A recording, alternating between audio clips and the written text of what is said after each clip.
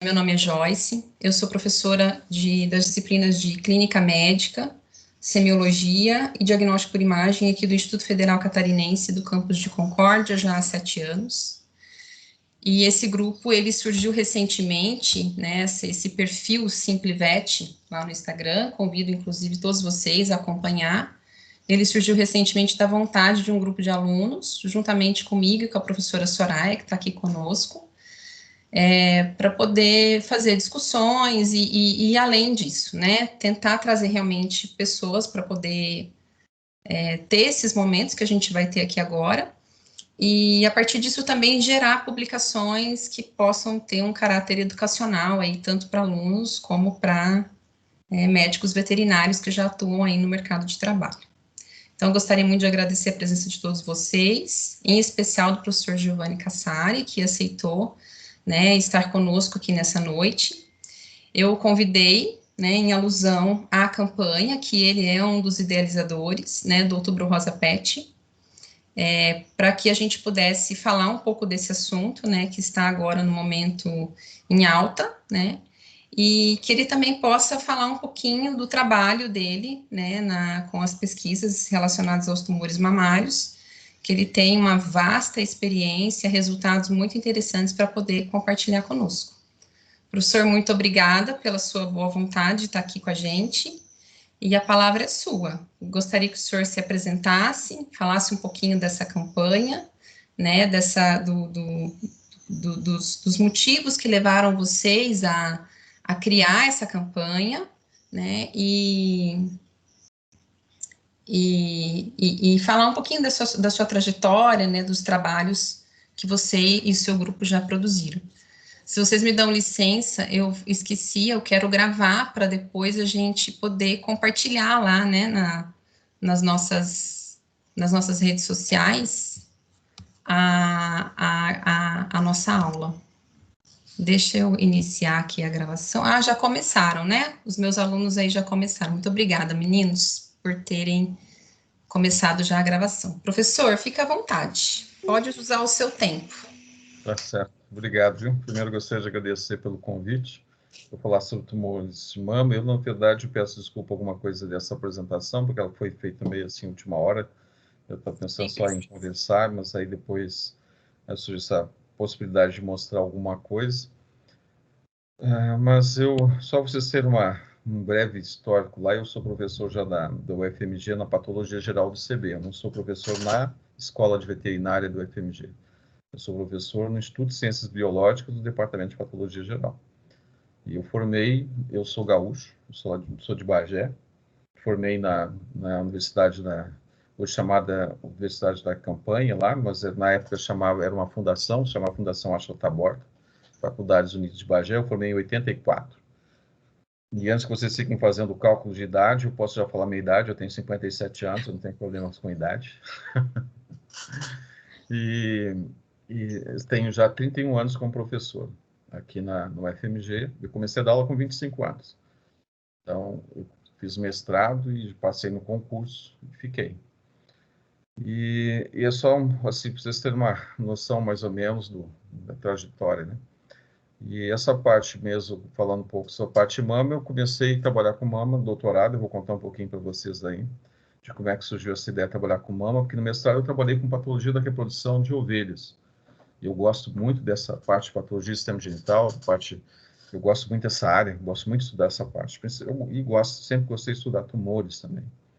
E essa ideia de trabalhar com mama surgiu quando eu já era professor, eu já dava aula, com mestrado eu já dava aula na pós-graduação, inclusive para alunos de doutorado, por incrível que pareça, na década de 90. Eu já orientava alunos e participava de bancas e tudo mais, mesmo sem ter o doutorado, que na época era possível. E essa parte do Outubro Rosa surgiu em 2010. Na verdade, em 2010, eu organizei o primeiro encontro de patologia mamária, e isso foi porque, na verdade, eu tinha participado do Oncovet em 2005, e a professora, depois que eu tinha dado uma palestra no Oncovet, a professora Maria Lúcia Zedandagli, que é da patologia da USP, começou a conversar comigo sobre a parte de mama, e que eram os tumores muito frequentes, que a gente precisava estudar mais, e ficou aquela ideia. E depois, com o tempo, aí surgiu essa... Por que não organizar um encontro para discutir parte de mama? Mas não vamos discutir só patologia, vamos discutir a clínica também. Porque a patologia, elas têm que andar junto com a clínica. Não existe uma coisa separada da outra. Então, o diagnóstico só interessa se tiver uma correlação clínica. Então, a gente fez essa parte do encontro sem dinheiro, não tinha recursos de ninguém. Não ganhei dinheiro de ninguém. Então, aí, na verdade, eu saí...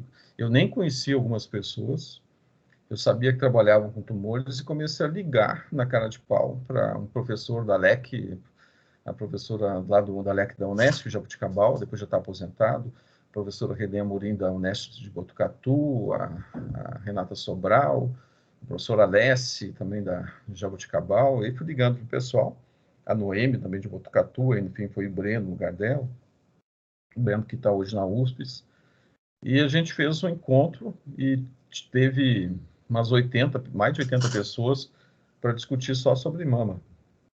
E nesse encontro veio a professora Luciana da URGS. E ela me trouxe uma camiseta e uma bandana com a parte do câncer de mama de prevenção tipo da mulher.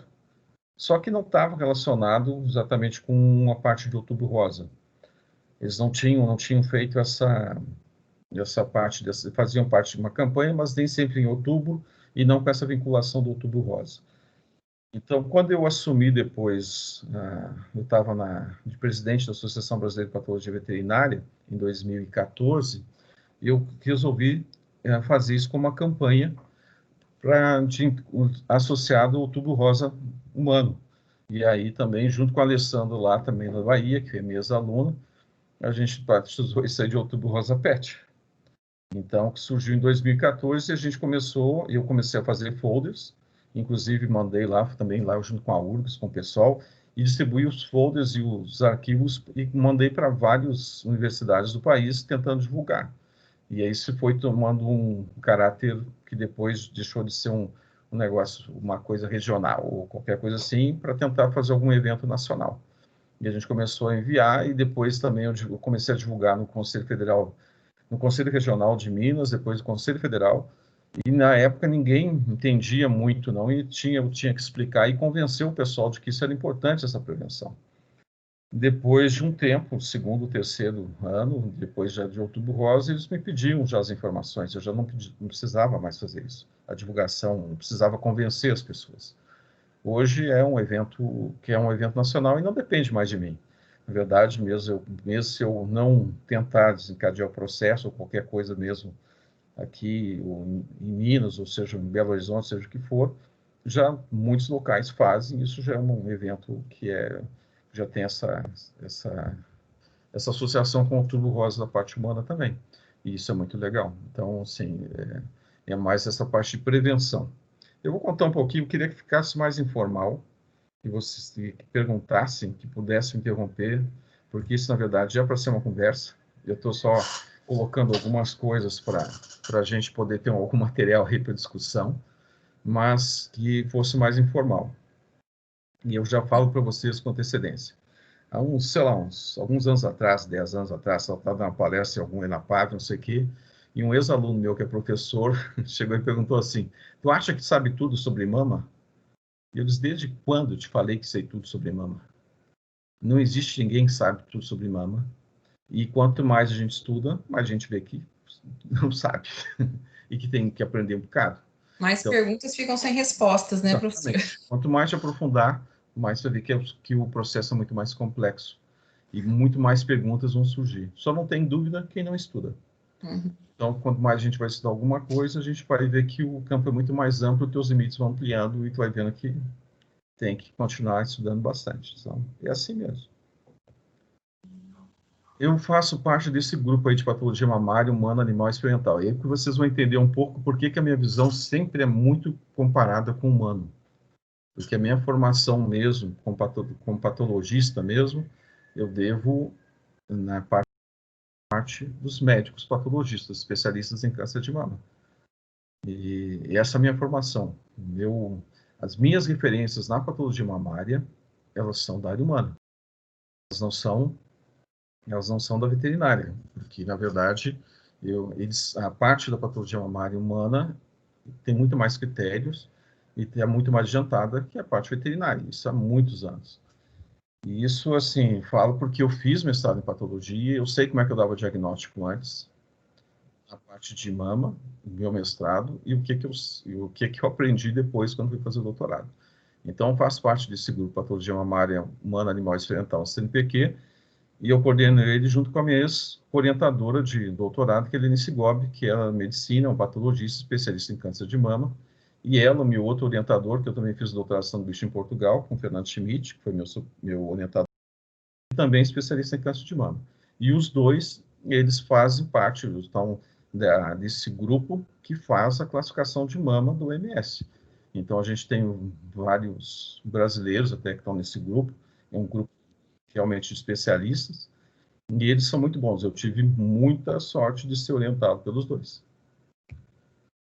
Então, o que eu trabalho? Eu trabalho com essa parte de tumores espontâneos em cadelas e gatas, e a gente sempre estudou a parte TNM, grau histológico, fator prognóstico, preditivo e tratamento. Eu uso também os modelos em camundongo, então, tumor de Ehrlich, comecei a trabalhar com tumor de Ehrlich, que era mais fácil de trabalhar e precisava menos dinheiro. Depois eu comecei a trabalhar com 4T1, que aí também podia trabalhar com parte de metástases, e a gente já fez várias coisas lá com hipotiroidismo, hipertiroidismo, angistatina, talidomida.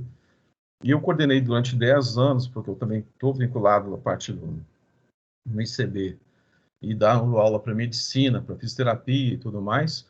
Eu coordenei durante 10 anos um trabalho de extensão multidisciplinar no Hospital das Clínicas, que é a parte humana, e que a ênfase mais era a fisioterapia, porque eu dei aula 17 anos para fisioterapia, e os meus alunos queriam fazer estágio comigo, e eu acabei verificando que no hospital precisava de um projeto desse, que as pacientes do SUS não tinham atendimento no pós-cirúrgico, e a gente acabou criando esse projeto, que atendeu 10 anos as pacientes, nós tínhamos mais de 400 pacientes cadastradas, a gente tinha mais de 5.000 atendimentos por ano, e eu aprendi demais com isso, não a parte só de todas as complicações que pode ter, mas um aprendizado de vida. Então, nesse projeto, passaram cerca de 70 alunos, e entre alunos e profissionais também da fisioterapia, da medicina, da enfermagem. Então, a gente tinha um grupo multidisciplinar e foi muito gratificante.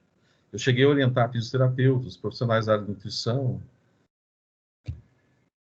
Bom, e aí, então a gente nessa área de modelos de câncer de mama, e essa parte considera como espontâneos na cadela e na gata, e isso aqui também já, uma parte que você já conhece, que isso nas cadelas é o tumor mais frequente, as mamas inguinais, abdominais caudais, geralmente.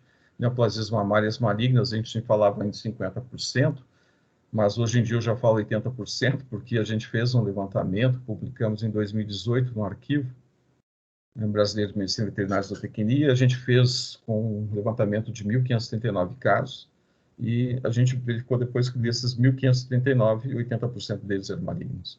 Eu estou fazendo um trabalho atualmente com o Felipe Sueiro e o Paulo Iarque também. O Felipe Sueiro é um dos que tem a maior casuística do VetPat, lá em Campinas, e a gente pegou 1.000 e tantos casos de tumores com menos de 1 centímetro, e também a maior parte deles, 70% ou mais, eram malignos. Então, a gente está escrevendo esse artigo também.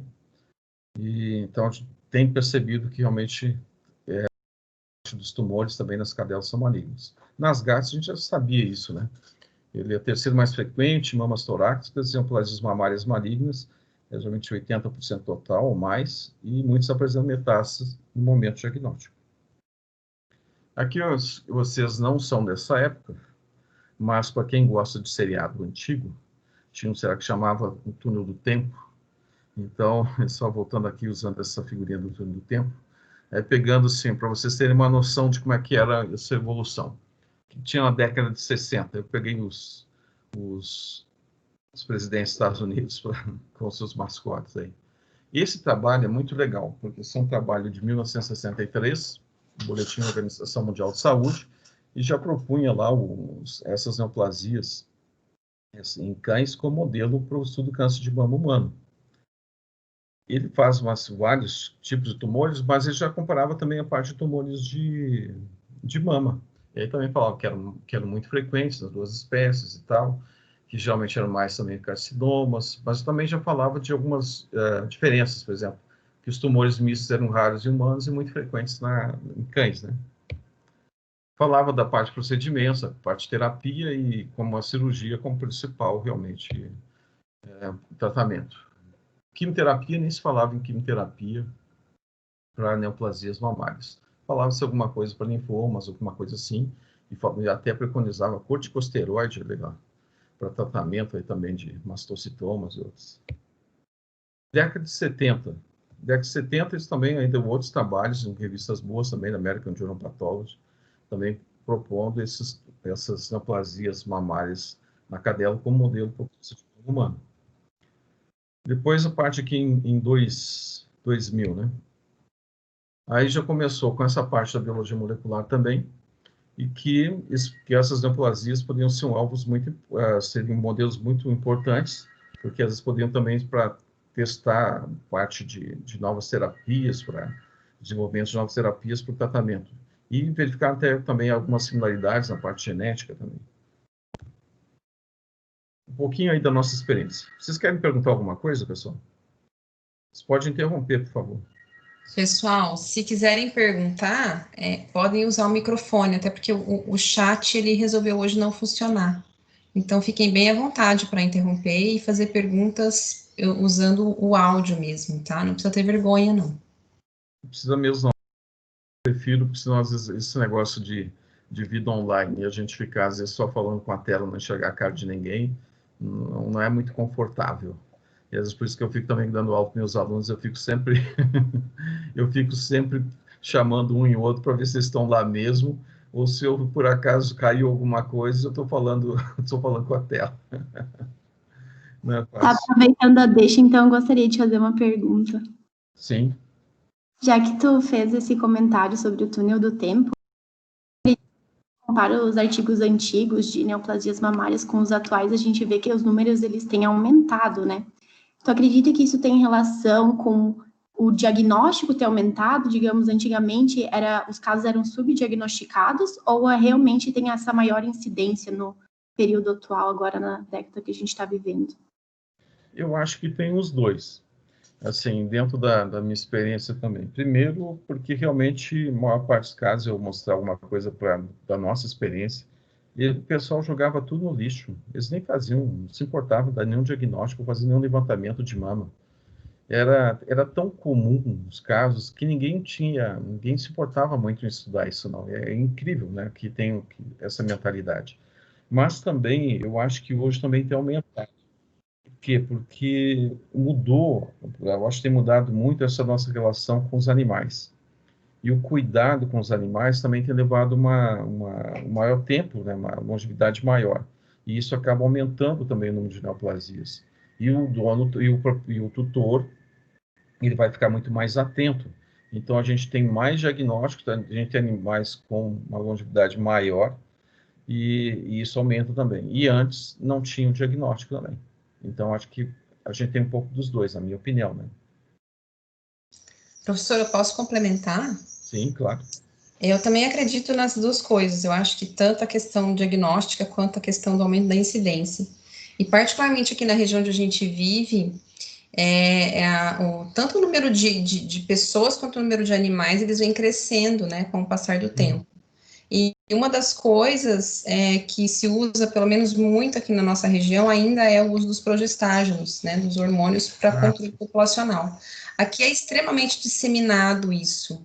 Então, eu até acredito que a incidência aumenta também em função, das vezes, do uso indiscriminado dessas medicações, que no passado não se fazia tanta necessidade disso, até porque não tinha uma população animal tão grande como a gente vê hoje, né?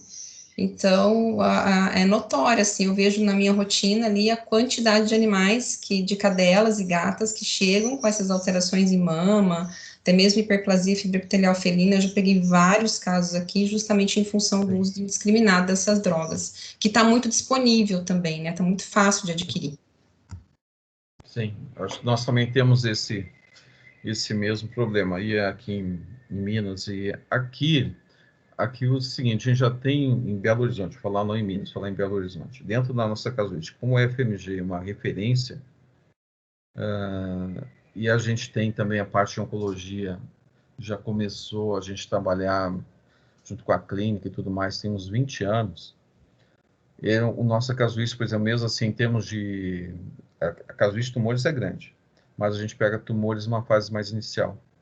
A gente não pega tumores tão grandes quanto o Alessandra na Bahia. Aí tem que ver muito dela, porque aqui já formaram também muitos oncologistas aqui pela escola. E tem muito ex-aluno meu e da escola trabalhando aqui também. E isso acaba criando uma certa cultura da parte de prevenção e de pegar tumores pequenos. Então, eu acho que a gente, nisso aí também auxilia bastante, até depois também na evolução e na cura dos animais, né? Mas eu acho que tem, em termos gerais, eu acho que tem aumentado também, em função disso também, desse maior cuidado com os animais também, eles têm um tempo maior de vida, e desse cuidado de perceber que os animais possam estar desenvolvendo tumor. Porque às vezes eu até morri e não sabia nem a causa, nem se preocupava em saber a causa, né? Infelizmente. A década de 80 aqui no nosso aqui, ó. O que é que faziam aqui? Isso aí quando eu fazia, eu vim aqui para Belo Horizonte fazer o mestrado em 86. Na minha época eram 3 anos de mestrado, isso era o tempo normal. Então eu fiz mestrado de 86 a 89. O que se fazia? A maior parte dos caras jogavam no lixo. Ninguém fazia nada com os tumores de mama. Quando tiravam.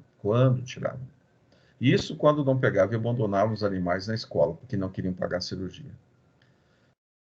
E quando, às vezes, eventualmente, quando eles escolhiam alguma coisa, às vezes eles pegavam um fragmento, o cirurgião pegava um fragmento, eventualmente, por curiosidade, e mandava para fazer um histopatológico. Lá, sabe qual o caso? Talvez, dependendo do tutor, às vezes alguém que tivesse algum conhecimento e tal, quisesse ter uma curiosidade, mas não se fazia uma macroscopia. Escolhia um fragmento aleatório do tumor e se mandava para fazer o histopatológico. Então, não tinha... Depois, o que a gente fez entre 2000 e 2010? Né? A gente começou a estabelecer aqui na escola, e isso aqui é muito polêmico, a gente mesmo, hoje em dia, a parte da clínica, a parte de cirurgia, discute-se muito com relação a que tipo de cirurgia vão fazer. Aqui, pela tendência aqui, porque a chefe da oncologia aqui é a Gleides Lavallee. Então, assim, ela segue um pouco mais o padrão humano de tentar também ser mais... preservar mais, não fazer cirurgias tão extensas, tão radicais.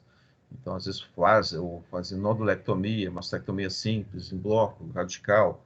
E a gente criou todo um protocolo, que não vou estar discutindo muito com vocês aqui, apenas para mostrar, e mesmo porque isso é mais da parte da cirurgia mesmo, de como que geralmente o pessoal procede aqui na escola. Então, dada com a Gleides, aquela que é responsável pela parte de cirurgia, às vezes da quimioterapia também. Então, às vezes, hoje mesmo discute-se muito, tumores menor de 1 centímetro, sem ulceração, sem aderência à ulceração, nodulectomia. E com aderência à ulceração, uma mastectomia simples. Aí também um nódulo único a 3 centímetros. Aí, então, todo esse processo aí, não vou ficar lendo tudo isso, não. Mas a tendência aqui na escola é essa. Tem muitas outras escolas que preferem fazer, geralmente, sempre alguma coisa um pouco mais radical. Eu acho que, de qualquer forma, para um ou para outro, o que a gente tem que ter é mais dados para definir. A gente precisa de mais artigos, a gente precisa estar mais... Não adianta a gente ficar comparando coisas diferentes, porque às vezes o pessoal fica trabalhando com tumores com estadiamento diferente. Aí não adianta, não dá para comparar. Também é o seguinte, se tiver tumores que tenham muito agressivos, eu posso ter um tumor micropapilar. Se ele for ele pode ser menor que 1 centímetro. Mas aí, provavelmente, o que vai precisar? Mesmo tirando o tumor, talvez o oncologista tenha que pensar, será que vale, no caso, uma quimioterapia? Porque o tipo histológico, nesse caso, já é um fator prognóstico, independente. E esse é um dos casos que realmente o tipo histológico é muito importante, que o diagnóstico é pelo HE. Quando a gente dá um diagnóstico muito popular, não interessa se ele é positivo para receptor de estrógeno, progesterona, não interessa nem fazer, às vezes, se é um KI67, se ele vai ter mais alto, se ele vai ter 40% ou não. Micropapilar já é mais agressivo. A capacidade que ele tem de formar metástases é muito maior. Então, aí tem que verificar. Nesses trabalhos que a gente está tentando lá, a gente não tem, a gente está escrevendo, mas quem está encabeçando esse trabalho, eu sou um colaborador, é o Paulo Iac e Felipe Sueiro. A gente pegou tumores, mais de 1.000 casos, tumores de menos de 1 centímetro, tumores de 1 a 3 centímetros. E nos dois a gente está verificando que a maior parte deles são malignos. E a gente tem que tentar verificar depois quais são os tipos histológicos, qual é o grau histológico, tentar verificar se tem uma relação clínica. E espero que a gente consiga dar alguma informação melhor.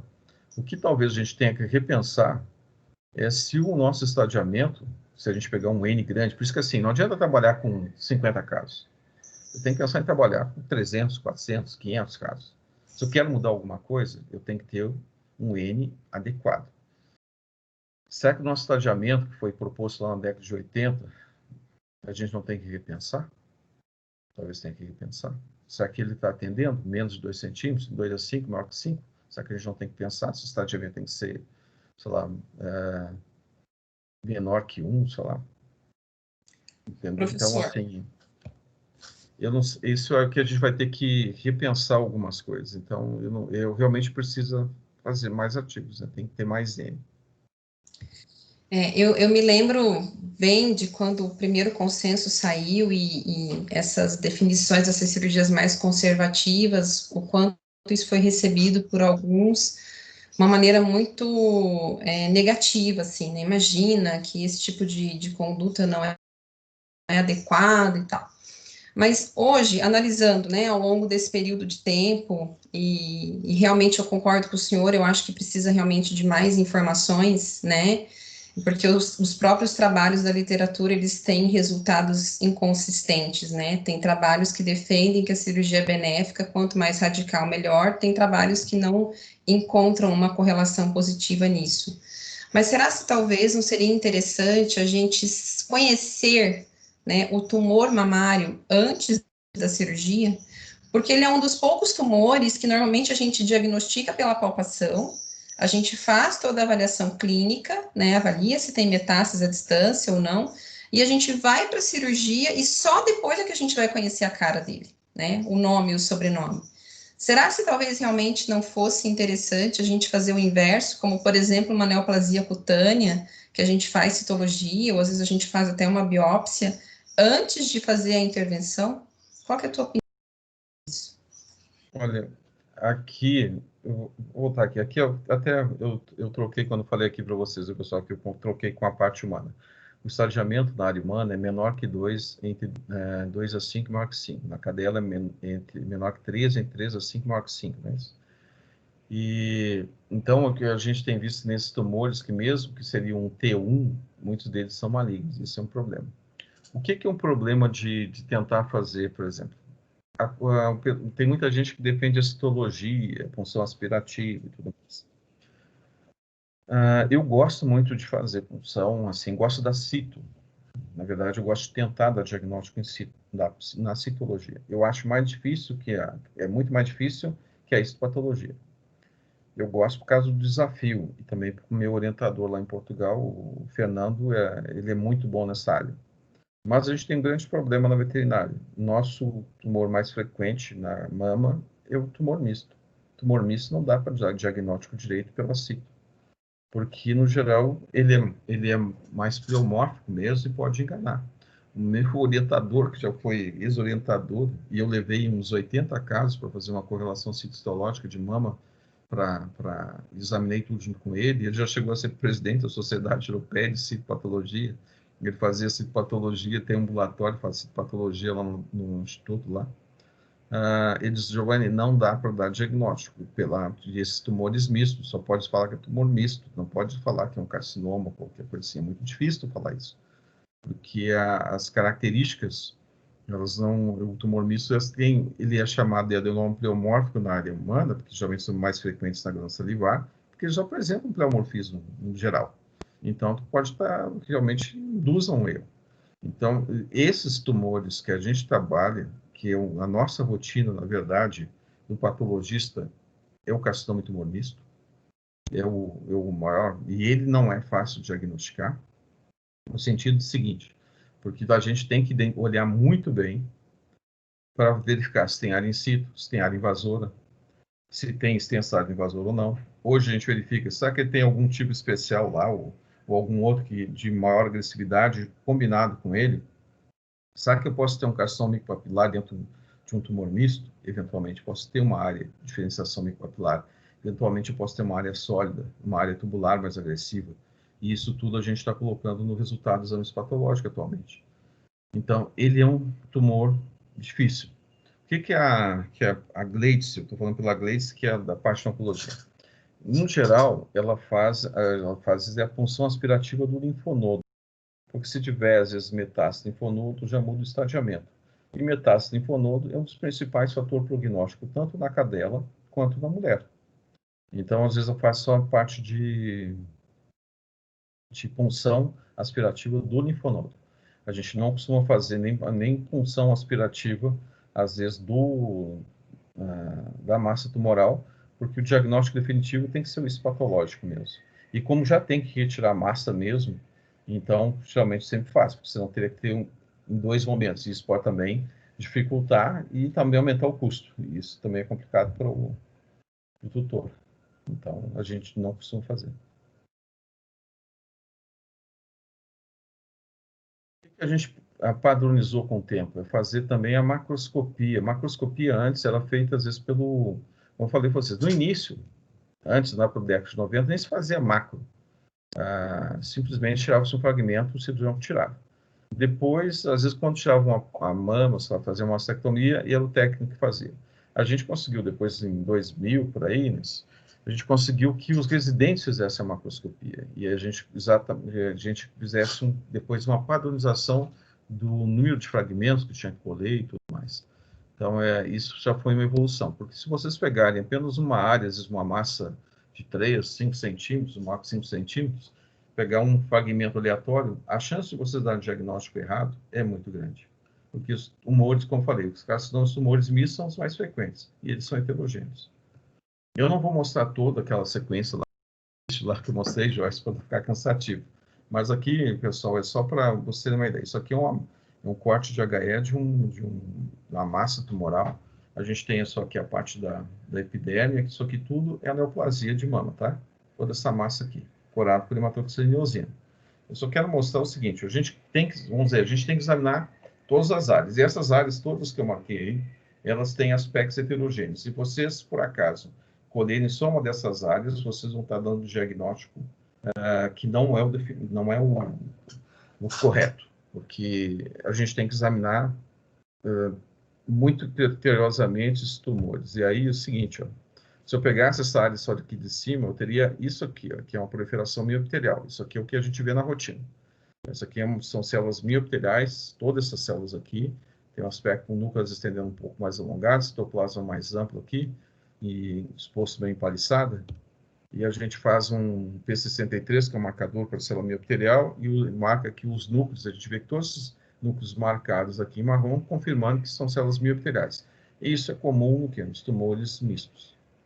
E aí, nesse mesmo massa, se eu pegasse no outro cantinho lá, eu tenho essa proliferação epitelial aqui, ó, que é uma proliferação epitelial maligna, tá? Invasora, não tem membrana basal, eu tenho essas células que não formam tubos, formam cordões, ninhos de células, e eu faço uma citoqueratina e eu confirmo que isso aí realmente são células epiteliais. Então, isso aí, eu não mostrei todos os campos, mas isso aí é um carcinoma e tumor misto, que é a nossa rotina. Tem essas áreas invasoras. Se não tivesse área invasora, poderia ter uma área in situ. Eu colocaria carcinoma in situ em tumor misto. A gente faz a distinção tudo do nosso resultado já tem alguns anos, porque a gente quer fazer uma relação clínica depois. Então, assim, a gente está vendo aqui, só para mostrar, a gente tem de cada área dessas aqui, a gente tem aspectos morfológicos e características distintas, mas o conjunto disso tudo é que vai dar o resultado final, que seria, então, um carcinoma tumor misto. Eu posso pegar só uma área central dessa aqui, por exemplo, e ter uma área de necrose e eu não consigo falar nada. Então, a importância do exame criterioso da massa tumoral. As avaliação de imagens também, a gente começou a usar Nankin, coisa barata também, a gente para informar, a gente dá essa informação No resultado também a gente coloca essa informação, então a gente usa o Nankin, que é baratinho. Essa parte também é importante, a gente conhecer a parte de drenagem linfática, avaliação dos linfonodos. Usa também a parte do azul patente, para o linfonodo sentinela. A Leite já faz isso há algum tempo, já na escola. E a gente avalia essa parte da metástase linfonodo, que é extremamente importante. Como é importante na mulher, é importante na cadela também, na gata. A gente tem algum trabalho já publicado com isso, que isso foi da Marina, aqui em Rio de Araújo, que foi minha orientada de doutorado. A gente avaliou as metástases e a gente tentou fazer o mais próximo do humano, que na verdade nosso modelo é mulher. E a gente traz tudo dessas informações da área humana para a parte do veterinário. A gente todos já tem um monte de trabalho, não só nós, com várias literaturas, mostrando que é a importância da metástase. Se tiver metástase linfonodo, a sobrevida é menor. Só que a gente sabe que no humano, que tem também uma drenagem linfática muito mais complexa que na cadela e na gata, que o número de linfonodos importa. E a gente queria saber, se tiver mais de um linfonodo comprometido, o tempo de sobrevida é menor? A gente verificou que se tem mais de um linfonodo comprometido, isso piora ainda mais a sobrevida desse animal. Então, é importante relatar isso dentro do resultado, que também é uma informação que a gente vê no exame de rotina, no histopatológico. E a gente resolveu medir também as metástases. Macrometástase tem mais de 2 milímetros, micrometástase tem menos, ou se tem células só isoladas. Isso também não veio da minha cabeça, isso aí é tudo que é a rotina da área humana. E a gente usou, né, a cadela e verificou que também é importante relatar se é uma macrometástase ou micrometástase, porque isso tem relação com a sobrevida. E é isso que importa. A informação tem que ter a informação morfológica tem que ter uma relação clínica. Aí, sim, também isso veio da área humana. Eu chamei para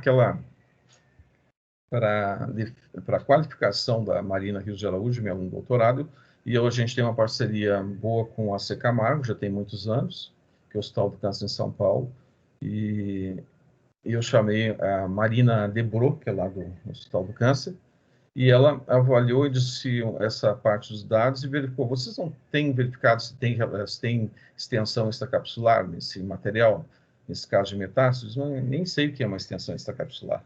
Mas não, é quando tem aqui a cápsula linfonodo e essa metástase ultrapassa os limites da cápsula e invade o tecido adiposo adjacente. Então, isso é uma extensão extracapsular. E isso tem importância prognóstica, porque nos animais que, além de ter metástase linfonodo, ainda tem extensão extracapsular, o prognóstico é pior ainda, o tempo de sobrevida é menor ainda. E isso onde que eu vejo? No HE, na rotina. Então, na verdade, a gente está sempre aprendendo a enxergar, porque às vezes a informação estava lá e eu não sabia tirar da lâmina. É isso o problema. Isso são informações simples. Alguma pergunta aí, pessoal? Não? Professor, eu só queria fazer uma colocação, né, que assim, do quão é importante tudo isso que o senhor está mencionando, porque muitas vezes eu já peguei assim na minha rotina pacientes que vieram encaminhados, não sei exatamente se às vezes até por questão de custo também, né, que muitas vezes os colegas não conseguem fazer todo o necessário, né, pelo paciente, mas muitas vezes tira-se toda a cadeia mamária e manda-se só um fragmentinho, né, pro histopatológico. Ou não faz, né, o correto esvaziamento linfático, né, quantas vezes eu já não atendi pacientes que chegou para mim, fez a mastectomia e aí quando eu vou questionar, e o linfonodo foi retirado? Ah, não foi retirado, ou se foi retirado, o tutor não quis pagar pela biópsia, né, e o quanto isso vai fazer diferença nessa informação, tanto na questão de decidir o tratamento desse paciente, quanto na questão prognóstica para ele, né? Então, como muitos dos que estão nos assistindo hoje são alunos, acho que é válido a gente reforçar realmente isso, né? O senhor mostrou ali uma massa, que dentro daquela massa enorme, pode-se muito bem ter um diagnóstico de que aquela lesão não representa nada, e na verdade ela representa, né? Sim. Alguém quer fazer alguma pergunta, pessoal? Eu gostaria de fazer uma pergunta exatamente nessa área ali, porque para um bom diagnóstico, o clínico e o patologista, eles têm que trabalhar juntos, né? E daí eu gostaria quando a gente vai fazer a requisição para um exame histopatológico, tem alguma descrição ou quais são as características importantes que a gente deve colocar na descrição do tumor para auxiliar o patologista a fazer esse diagnóstico? E quais as condutas que a gente tem que ter com a amostra para que ela seja uma amostra confiável, uma amostra de boa qualidade e que não vai, digamos, ter essa questão das áreas ali que tu mostrou, né? Porque tem toda aquela questão do microambiente tumoral que pode influenciar, né? Eu gostaria de saber dados com a amostra que tem que ter e quais que são as descrições para a gente colocar na requisição. Se tu retira a mama ou se tu retira a cadeia mamária, tem que enviar toda para o patologista, não é um fragmento, vai enviar todo o material. Porque quando for fazer a macro, a gente vai colher muitas vezes tanto da área onde tem uma massa realmente tumoral mais definida, macroscopicamente, e a gente vai ter que medir novamente essa massa e tentar verificar quais são as características, tentar depois verificar se a margem vai estar livre ou não, e a gente vai colher, às vezes, mesmo de áreas que, às vezes, possam, não, aparentemente, macroscopicamente, não ter lesão. Então, isso é uma das rotinas, porque, às vezes, também o que se fazia antes também, vamos colher um menor número de fragmentos possível, porque o custo vai ser menor, o próprio patologista e tal. Mas, na verdade, o que a gente tem, o nosso laboratório, o laboratório que eu dou consultoria, o que importa é que, realmente, a gente tentar fechar melhor o diagnóstico. Então, a gente colhe de várias áreas, e do mesmo a massa tumoral, além de colher, por exemplo, se tem um tumor com 5 centímetros, o mínimo de fragmentos, provavelmente são 5 fragmentos. Mas a gente vai colher das áreas adjacentes também. E a gente tem que fazer a avaliação de margem. Então, tem que encaminhar a peça toda no formol, para que o patologista possa examinar toda a peça e possa realmente definir quais vão ser as áreas que vão ser amostradas. Eu tinha mais uma pergunta, eu acho. Quais informações? Isso. Sim. E sobre a questão de você mandar a peça inteira, não pode ter algum problema de não fixar corretamente? Isso não atrapalharia no diagnóstico também? O que a gente faz aqui também? A gente normalmente, tanto no laboratório, nosso aqui na parte de pesquisa e tal, a gente já fornecia, inclusive, os potes maiores e tal, com formol tamponado para o pessoal, para as clínicas. E aqui também, no laboratório que eu dou consultoria, ele já envia os potes de vários tamanhos com formol para que possa mandar uma peça e possa ser fixado de maneira adequada. O que a gente precisa de informação é toda a informação possível lá, desde a idade do animal, se é castrado, se não foi castrado, colocar a data da cirurgia, qual a localização realmente da massa tumoral, se foi feito algum outro tipo de exame, se tem algum histórico lá de pseudogestação, não tem. Todas as informações são muito importantes. E agora, se for só um nódulo e tal, aí é muito mais importante definir qual a localização dessa lesão. Muitas vezes não coloca informação nenhuma. E isso é muito difícil. Porque às vezes a gente pode... Essa informação clínica auxilia, às vezes, demais para que a gente tente fechar, às vezes, um diagnóstico. Eu tenho um modelo de laudo, eu não coloquei na apresentação também para não ficar muito pesado, porque para não ficar muito chato. Mas eu não sei se algum de vocês tem livro também, mas a gente colocou também algum modelo lá no livro. Mas depois eu posso mandar também algum modelo para a Joyce e ela passar para vocês. Mas tem vários também, eu acho, disponíveis, mas eu posso mandar o que a gente usa. Tá bom? Para dessas informações clínicas, para anotar. Tá joia, professor. Pode encaminhar que eu encaminho sim para eles. Eu vou mostrar algumas coisas de tipos citológicos especiais que a gente foi descrevendo ao longo do tempo, tá? Aqui, ó, esse é um trabalho da área humana. Esse aqui é um trabalho clássico, que foi a primeira vez que descreveram um micopapilar na área humana, e isso foi década de 90, e ele era considerado como uma variante do carcinoma ductal.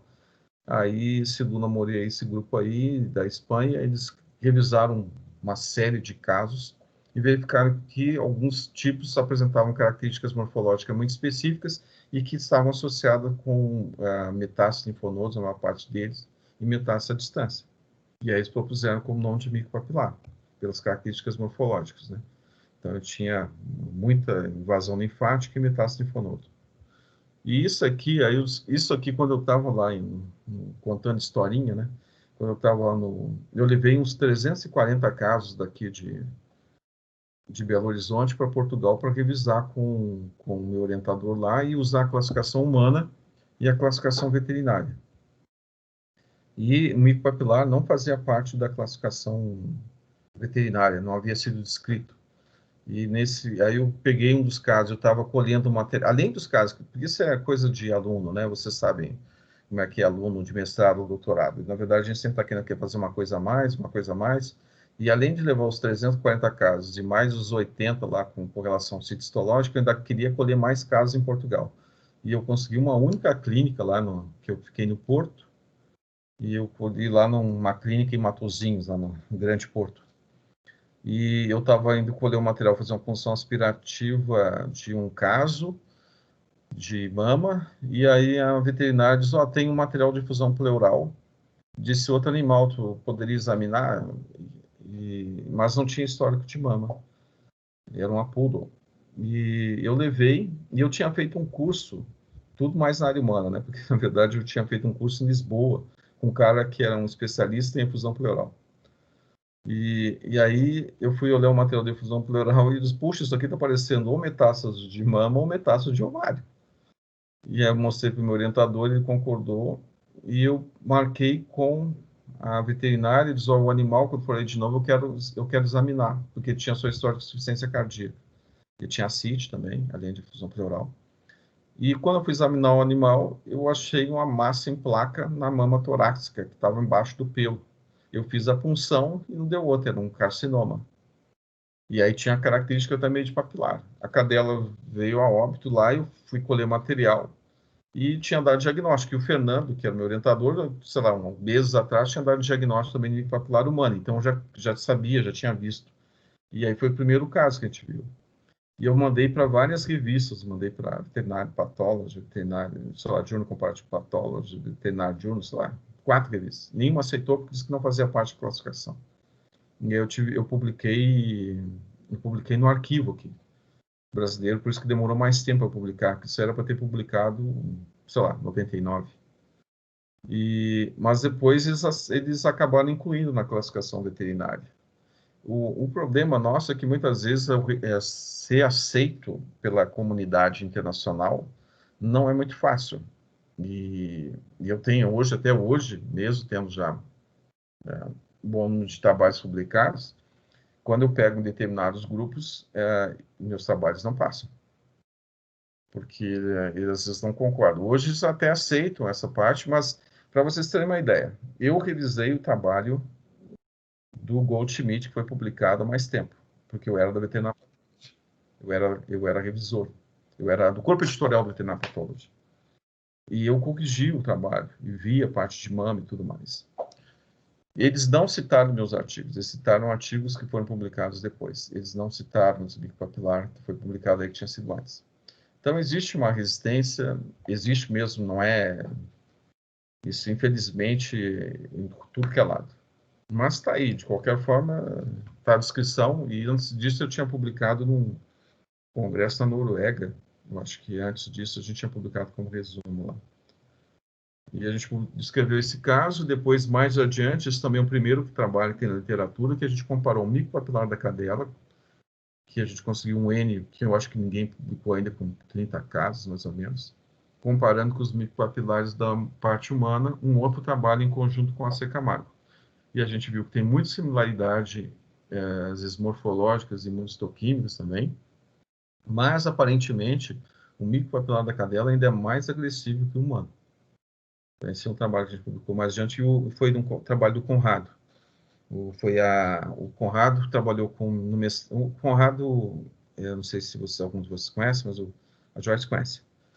O Conrado trabalhou, ele fez o estágio obrigatório comigo lá, e depois ele fez mestrado, doutorado e trabalhou com micopapilar. Isso aqui foi uma da minha tese também, que eu descrevi o carcinoma secretor. Esse é um caso muito legal também. Esse é um tumor raro, em cadela mesmo, eu peguei muito poucos até hoje. E esse é um caso que eu peguei na escola veterinária, que eu estava dentro do meu doutorado, que eu fazia coleta lá, e eu fazia a punção aspirativa, que vocês estão vendo bem na figura da esquerda, é a punção aspirativa. Eu fazia durante o preparo da cirurgia, eu já fazia a punção aspirativa. E aqui vocês estão vendo a parte do HE e imunistoquímica para alfa-lactalbumina e cifoqueratina e tal. Eu tinha dado diagnóstico a primeira vez que eu vi esses negócios com esses vacúolos, essas células parecendo um arranjo mais sólido com os vacúolos grandes aqui. Eu pensei que fosse um carcinoma aqui com elipse. Mas aí eu mandei para o Fernando, ele ainda não estava em Portugal.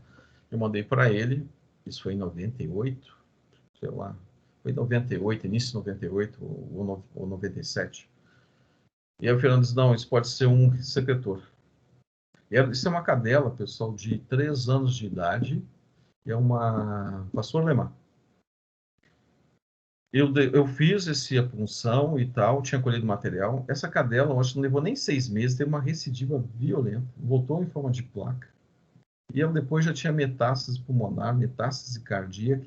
Sim, esse tumor extremamente agressivo. E isso, quando a gente trabalha com a parte comparativa, isso é muito legal. Porque esse também diagnóstico é diagnóstico da área humana. Não havia descrição disso na cadela. Quando fui ver, mas na parte humana, batia todas as características morfológicas e mais, batia ainda o aspecto clínico, porque na mulher, as primeiras vezes que foram descritos esse tumor na mulher, eram mulheres jovens também. E uma cadela de 3 anos seria uma mulher de 28 anos. Pela aquela tabela comparativa do Leboeuf, que é da década de 50, em francês. Então, assim, essa parte é muito interessante quando a gente faz a parte comparativa. E daí que eu gosto muito dessa coisa da parte de saúde única também, e de tentar usar mesmo critérios e tentar fazer a parte comparativa. E é o que eu vou tentar fazer nesse trabalho de levantamento nacional que a gente está fazendo, e que a gente já está com as planilhas prontas. No ano que vem eu vou ter que focar nisso aí, para analisar. A gente vai ter mais de 20 mil casos de cadela e 1.000 e tantos de gata. Eu acho que vai ser a maior casuística aqui. E a gente vai tentar ir usando só a classificação do consenso, que é muito próxima da humana. Então, a gente vai tentar usar, e vou tentar usar esse enfoque também de saúde única. Esse lobular pleomórfico também foi da minha tese, que a gente escreveu.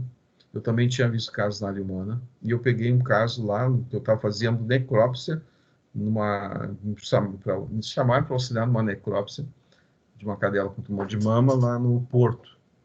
E aí eu fui dar o diagnóstico e eu disse, putz, eu tinha visto um caso no parte humana, que eu via todos os diagnósticos da parte humana com meu orientador, e eu participava, inclusive, da reunião dos residentes no hospital humano lá também no Porto. Eu acho que eu era o único veterinário que participava dessas reuniões todas. E aí a gente pegou um caso e eu disse que isso é um lobular. O lobular é muito interessante, porque ele geralmente na cadela mais lobular pleomórfico, às vezes tem células binucleadas, citoplasma grande, os núcleos muito pleomórficos mesmo, né? E tem esse aspecto de fila indiana aqui. E a gente faz cifoqueratina, e as dá uma cifoqueratina da mais positiva em termos de a cifoqueratina positiva, e aí a cadeirina geralmente é citoplasmática, então ela é bem diferente. E ele é extremamente agressivo. Quando eu aprendi a dar um diagnóstico desse aí, pessoal, eu acho que deve ter uns 20 anos que eu não dou um diagnóstico de carcinoma anaplásico. Eu nunca mais dei um diagnóstico de carcinoma anaplásico. E uma vez me chamaram para dar um diagnóstico o pessoal me chamou para mostrar uma lâmpada, para pedir uma opinião. E eles não sabem parte de diagnóstico, e eu olhei, mas eu olhei tão rápido, e disse, puxa, isso é um lobular pleomórfico. Mas ele ficou decepcionado, porque eu olhei e já tinha, isso para mim já estava dentro dos critérios, estava na minha cabeça, e ele ficou decepcionado porque eu resolvi, o que eu vi em poucos minutos, eu tinha, e para mim já tinha fechado o diagnóstico, porque, na verdade, depois que a gente começa a ver os critérios, e algumas coisas, né, não são todas, muitos a gente apanha muito, mas tem algumas coisas que começam a fazer mais sentido, e a gente começa a montar, é como se fosse montando um quebra-cabeça, que a gente vai juntando os vários critérios para tentar fechar um diagnóstico. E isso que é o desafio do patologista, isso que eu gosto de fazer. Então, às vezes, os casos que são difíceis me estimulam também, porque eu tenho que estudar mais, eu tenho que tentar ver se eu consigo fechar, e se aquilo bate com a clínica também. Então, esse é um lobular pleomórfico, é um tumor extremamente agressivo. Eu agora estou tentando fazer um trabalho de revisão com eles e comparando também com os lobulares pleomórficos da mulher. Isso é mais recente, isso faz parte de um trabalho que a minha aluna agora, a Karen, que é essa Nakagaki aqui, eu trabalho parte do doutorado dela, e a gente escreveu os basaloides. O que estava escrito na classificação veterinária é apenas os adenomas basaloides. Só que, assim, há mais de 10 anos que eu já comecei a dar diagnosticação ao basaloide, porque, na verdade, eu via que aquilo também tinha um comportamento mais invasivo e agressivo. E com a Karen eu resolvi, como ela é patologista, eu precisava revisar todos os sólidos, então estou revisando todos os sólidos. Para mim, diagnóstico de sólido também nunca me disse muita coisa. Eu já sei desde a minha época de doutorado que muitos dos sólidos, às vezes, na verdade, não são epiteliais, são miopiteliais. São miopiteliomas malignos. Então, a gente tem vários diagnósticos onde a gente está dando como sólido. E a gente pegou mais de 100 casos, está destrinchando, e a gente tem 3 ou 4 tipos de tumor diferentes que a gente chama sólido. Sólido é só um arranjo morfológico, não quer dizer muito, não. Então, a gente quer mudar isso também. E aí, entre um dos sólidos, o carcinoma basaloide. E aí, a gente fez a caracterização dele, e a gente já está... Mas o que a gente está querendo fazer? A gente quer descrever as características que, na verdade, que possam ser sugestivas ou compatíveis já no HE. Alguns deles não vai ser possível dar diagnóstico no HE. Mas o interessante é que o patologista da rotina, ele consiga já sugerir aquele diagnóstico, muitas vezes. Ou dar um diagnóstico definitivo, ou que ele possa sugerir. E isso a gente tem que estabelecer os critérios. E para isso a gente tem que descrever melhor nos artigos também. E a imunistoquímica ela tem que ser para confirmar algumas características que a gente já está levantando no HE. Porque o final sempre assim, a gente tem que tentar ajudar o cara que está na rotina. Então, isso é das finalidades, eu sou muito prático, na verdade. A gente escreveu também, a gente fez um trabalho no mestrado da Cecília Campos, Bonolo Campos, e a gente fez trabalho com gatos. A gente conseguiu 30 e poucos casos só, e eu disse, puxa vida, isso é muito pouco. Mas quando a gente foi ver literatura, que tinha trabalhos publicados com 5, 10, 15 casos, a gente viu que 30 e poucos até era razoável. Mas agora a gente está aumentando o nosso N, eu já vou fazer um outro trabalho, tem uma outra aluna que ainda nem formou, mas já estamos separando, já temos mais de 100 casos de gata, e que a gente vai fazer um trabalho melhor, com uma descrição bem melhor. Mas a gente conseguiu descrever já no trabalho dela um carcinoma rico em glicogênio. Então, assim, os tumores de mama, tem muitos tipos de tumores. Esse aqui mesmo, da gata também, um adenomioptelioma maligno. Então, aqui nesse lado aqui, ó, é interessante nisso. Só célula mioptelial, a gente fez uma imunistoquímica, e aqui células epiteliais. Então, adenomioptelioma maligno. Como é que é o comportamento disso? Qual é o tratamento? A gente precisa de mais diagnósticos e acompanhamento para saber o que a gente tem que fazer diferente. Como é que a gente diferencia também? Quando eu fiz mestrado, eu falo para vocês, não sabia diferenciar, não sabia o que é uma lesão in situ. E se vocês pegarem muitos trabalhos publicados, às vezes na década de 80, 70, para mim tem erros de diagnóstico, porque às vezes nem eram neoplasias malignas, ou não eram neoplasias invasoras. Então, às vezes a gente tem que tomar cuidado, até na comparação com alguns outros artigos que estão publicados, porque a gente não tinha esses critérios escritos. A gente não conseguia dar diagnóstico com aqueles trabalhos do OMS de 99 e esses outros artigos. E eu aprendi a dar diagnóstico de lesão in situ invasora com o pessoal da área humana. Então, isso aqui é um trabalho clássico da área humana, que fez o P63, mostrando a evolução desde uma mão normal até uma lesão invasora, com a expressão do P63 e a perda, né? E aí a gente fez esse trabalho aqui que foi da Angélica, minha aluna de mestrado e depois doutorado, e a gente fez um P63, está marcado aqui, ó. E aqui a gente começa a mostrar nessas lesões, que quando de uma lesão in situ para lesão invasora, que vai perdendo essa regularidade aqui da camada de células miopteliais, ó. E quando a gente já está indo para uma área invasora, a gente já perdeu essa regularidade. Isso é como acontece na área humana, só que a gente precisava mostrar isso, que isso acontecia também na cadela. Então, a parte de progressão tumoral que a gente tem na cadela é muito parecida com o humano. E a gente estudou também parte de matriz, aqui o trabalho da Karine, trabalhou no mestrado, doutorado com tumores mistos, e aqui uma lesão in situ, a gente vê aqui a parte imunistoquímica, membrana basal, células miopteliais bem preservada, e aqui uma área invasora. E a gente mostrando que nas áreas invasoras a gente tem maior expressão de versicampo, e que aí como que interage essas células, que é um proteoglicano de matriz, como que interage essas células epiteliais com a matriz. Hoje a gente estuda também, não trouxe resultado, mas a gente estuda infiltrado inflamatório, a gente tenta fazer a classificação do tipo de macrófago, M1, M2, intratumoral, peritumoral, e essa interação. Então, a gente tem tentado investir na parte de inflamação também. A gente estudou lesão precursora também. tem as lesões pré-malignas, que a gente sabia, bem definido na área humana. E a gente fez um trabalho, isso aqui é um trabalho clássico da New England, que é mostrando que existem essas neoplasias, essas lesões precursoras, e a gente queria saber, a gente aqui, ó, na parte humana, isso é bem definido. Então, às vezes, num ducto normal, vai evoluindo para uma hiperplasia usual, até chegar depois uma atípica, um carcinoma in situ e um carcinoma invasor, com rompimento da membrana basal e perda de célula miofilial. Aí o N, que foi meu orientado doutorado, mestrado, doutorado, e hoje é professor também lá, né, meu colega, a gente estudou junto com a Helenice, que ela é uma especialista em lesões da mama, dessas lesões, que foi minha orientadora do N. E a gente verificou, quando tem lesões atípicas, estão associadas com lesões malignas, com carcinomas, e lesões típicas com neoplasias benignas. Então, isso é igual ao que acontece na mulher. Então, a progressão tumoral que acontece nas neoplasias de mama da cadela é muito similar ao que acontece na humana. E, no geral, a gente nem conseguia ou nem descrevia essas lesões. Então, esse foi o trabalho do N. Nosso caminho aí, o que a gente tem seguido? A gente tem feito esses consensos, por quê? Porque a gente precisa tentar padronizar e ter mais critérios para diagnóstico. Aí, primeiro surgiu em 2010, depois 2013, isso aqui até botei, primeiro 2000, a gente faz em 2010, sempre publica no outro ano, então foi publicado em 2011, depois outro em 2013. Eu não imaginava, na verdade, que ia ter mais de um encontro. Na verdade, não era o primeiro encontro, porque nem pensava em fazer mais de um. E também nem pensava em publicar mais de um consenso. Mas foi acontecendo. Aí a gente fez isso em 2016, publicando em 2017, que era só sobre a nossa rotina principal, que era onde a gente tinha mais divergência. São os tumores mistos, carcinomas em tumores mistos, carcinosarcomas.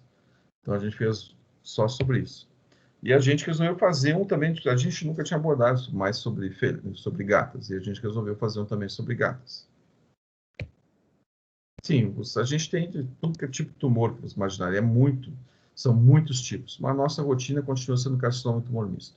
Se a gente conseguir dar um diagnóstico já melhor, se a gente tiver critérios mais uniformes, não começar a dar um diagnóstico de carcinosarcoma no tumor, no carcinoma e tumor misto, porque isso vai comprometer o animal, porque a gente vai estar dando um tratamento que ele não necessita, porque, no geral, um carcinoma e tumor misto, da nossa experiência, se ele for mais tipo mais usual, não for necessariamente agressivo, se o grau histológico dele é mais baixo, e se for pequeno, se tiver margem preservada, a cirurgia vai resolver. Mas se for um carcinosarcoma, ele vai ter que entrar numa quimioterapia, não interessa se tem margem ou não, não interessa nem se tem metástase linfonodo, ele vai ter que entrar numa quimio, dentro da nossa experiência. Estou falando da nossa experiência daqui do FMG. É isso aqui, ó. Então, aqui, por que tem importantes os diagnósticos? Porque a gente tem que relacionar com a sobrevida. Então, no geral, da nossa experiência, os carcinomas tumormistas não atingem a mediana aqui, ó. Agora, se vocês pegarem o carcinosarcoma, a sobrevida dele é 113 dias. Um sólido, 268. Um micropapilar, 120 dias. Então, aí a importância. O diagnóstico só tem relevância, o tipo histológico, se ele tiver uma correlação clínica. Não adianta dar diagnóstico por diagnóstico. E por isso que eu sigo muito paralelo à parte humana, porque, na verdade, eu já tenho uma bagagem que vem de muito mais. Eles têm décadas à nossa frente em termos de critério de morfológico, de diagnóstico e de tratamento também. Né? Então, na verdade, eu uso muito do que já existe. Eu não invento nada, nem tenho essa capacidade. E a gente tem que tentar ver essa parte de terapia, o que a gente tem engatinhado nessa parte, às vezes tentando comparar isso, só cirurgia, quimioterapia.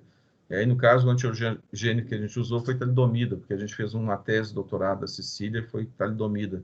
A gente pensou em fazer um mestrado com talidomida, mas aí a gente não... 2 anos era muito pouco. A gente levou mais de 6 anos para conseguir um N, que não era nem grande, para poder realmente fazer uma estatística. Então, não é fácil trabalhar com essa área, né? De acompanhamento, de tratamento e tal.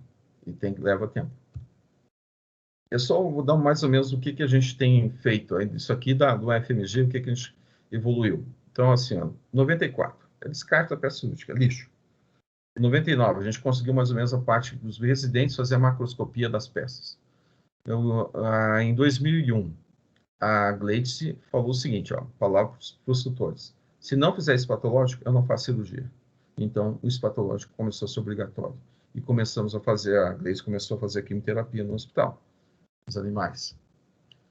Aí começamos a fazer mais acompanhamento pós-cirúrgico. Em 2013, a gente começou a usar mais imunistoquímica como rotina para o diagnóstico. A gente começou a estabelecer um marcador prognóstico preditivo, uma rotina de quimioterapia. A tese da Gleice permitiu que a gente usasse depois a imunistoquímica para COX-2 e o uso de inibidores para COX-2. Depois a gente fez em 2010 o primeiro encontro de patologia mamária, começamos a trabalhar com metronômica em 2012. Em 2013 fizemos o segundo encontro de patologia mamária. Em 2014 começamos a fazer Outubro Rosa. Em 2016 foi o terceiro encontro. Aí depois, em 2019, o quarto encontro de levantamento epidemiológico da gato, que a gente começou a fazer já. E aí, assim, as perspectivas, tá vendo um levantamento nacional, quem sabe nesse pelo menos é o que a gente gostaria. Com dados diagnóstico, tratamento, sobrevida. Quem sabe mais adiante a gente consiga ter traçar, como eu estava conversando com a Joyce, um perfil genético inflamatório das neoplasias, quem sabe. E o nosso, assim, do laboratório em si. Então, eu criei esse laboratório, patologia comparada, quando eu voltei de Portugal em 99, e sobrou um dinheirinho do convênio, que eu tinha feito um convênio da CAPES com o CCTI lá em Portugal, e eu pedi para usar um dinheiro para dar uma reforma no laboratório, porque aqui, você sabe, a federal não dá nada, se dá um espaço é muito, então desde o piso, o teto, a parte elétrica, armários, se não fizer, não vai ganhar nada não. Então, sobrou algum dinheiro, e, quer dizer, na verdade, eu pedi para usar parte da verba, porque eu não fiz uma viagem lá, e pedi para usar para fazer essas mudanças laboratórias. Autorizaram e eu criei esse laboratório também, ganhei espaço. E a gente padronizou os anticorpos na parte lá para rotina, no laboratório.